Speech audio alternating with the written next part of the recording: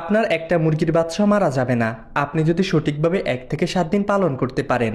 বাচ্চা মুরগির সুস্থতা, বাচ্চা মুরগির রোগ প্রতিরোধ ক্ষমতা বৃদ্ধি, বাচ্চা মুরগির ভবিষ্যৎ সবকিছু নির্ভর করে এই 1 থেকে 7 দিনের উপর। এই 1 থেকে 7 দিনে আপনার বাচ্চা মুরগির কিভাবে যত্ন নেবেন, কিভাবে পানি দেবেন, কিভাবে খাবার দেবেন, কিভাবে ব্রুডার রেডি করবেন, কি কি ওষুধ প্রয়োগ করবেন এবং কি 1 থেকে 7 দিনে আপনার বাচ্চা মুরগি কি কি রোগে আক্রান্ত হওয়ার সম্ভাবনা আছে সকল বিষয়ে আলোচনা করব আজকের ভিডিওতে। যদি আক্রান্ত হয়ে যায় তাহলে কি কি ওষুধ প্রয়োগ করবেন সে বিষয়ে বলে দেব। আপনার 1 থেকে 7 দিন পালন পদ্ধতি সঠিক মানে আপনার বাচ্চা মুরগির ভবিষ্যৎ সুন্দর। তো আর অন্য কথা নয়, শুরু করা যাক মূল ভিডিও। কিন্তু একটা রিকোয়েস্ট, যদি ভিডিওটা ভালো লাগে আপনার টাইমলাইনে শেয়ার করে দেবেন, যে কোনো সময় আপনার কাজে লেগে যাবে, অন্যরা দেখেও উপকৃত হবে। লাইক করবেন, কমেন্ট করবেন ভিডিওটা কেমন লাগছে। 1 থেকে 7 দিন মুরগির বাচ্চা যেখানে থাকবে সেই জায়গাকে আমরা ব্রুডার বলি।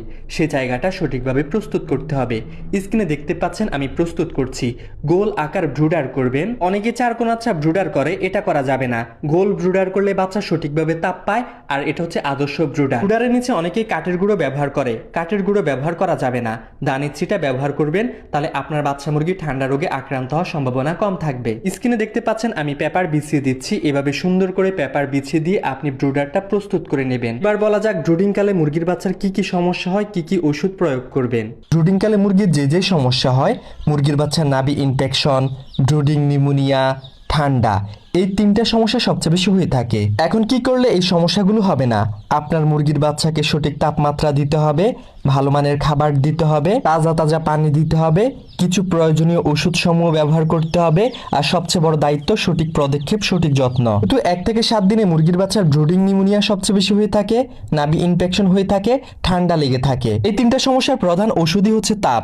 আপনার মুরগির বাচ্চাকে 1 থেকে 7 দিন পর্যন্ত যদি সঠিক তাপ দিতে পারেন 32 থেকে 35 ডিগ্রি সেলসিয়াস, তাহলে আপনার মুরগির বাচ্চা নাভি ইনফেকশন হওয়ার সম্ভাবনা কম থাকবে, আপনার মুরগির বাচ্চার ব্রুডিং নিউমোনিয়া হবে না, আপনার মুরগির বাচ্চার ঠান্ডা লাগবে না। তাপ বেশি হলে মুরগির বাচ্চার শরীর ঘামাবে, যার ফলে মুরগির বাচ্চার ব্রুডিং নিউমোনিয়া হয়ে যাবে।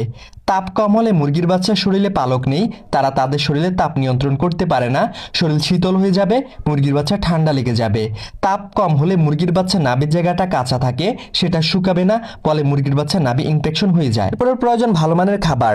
আপনি যদি ভালো মানের খাবার না দিতে পারেন, আপনার মুরগির বাচ্চার গ্রোথ হরমোন বৃদ্ধি পাবে না, ফলে আপনার মুরগির বাচ্চার শরীর থেকে পাখা বড় হয়ে যাবে, পা শুকিয়ে যাবে, মারা যাবে। তাই আপনার মুরগির বাচ্চাকে ভালো কোম্পানির সোনালী স্টার্টার ফিডটা দেবেন। যদি ডিমের জন্য পালন করেন, মাংসের জন্য পালন করলে ব্রয়লার স্টার্টার ফিড দেবেন। বন্ধুরা, ভিডিওটা খুবই গুরুত্বপূর্ণ, আপনাদের কাজে আসবে। কিন্তু 3 মিনিটের বেশি শর্ট ভিডিও দেওয়া যায় না, ভিডিওটা হচ্ছে 6 মিনিটের। তাই এই ভিডিওর পিন কমেন্টে লিংক দেওয়া আছে, বাকি ভিডিও লিংকে ক্লিক করে গিয়ে দেখে আসুন। ইনশাল্লাহ উপকৃত হবেন, হতাশ হবেন না, নতুন কিছু জানতে পারবেন, নতুন কিছু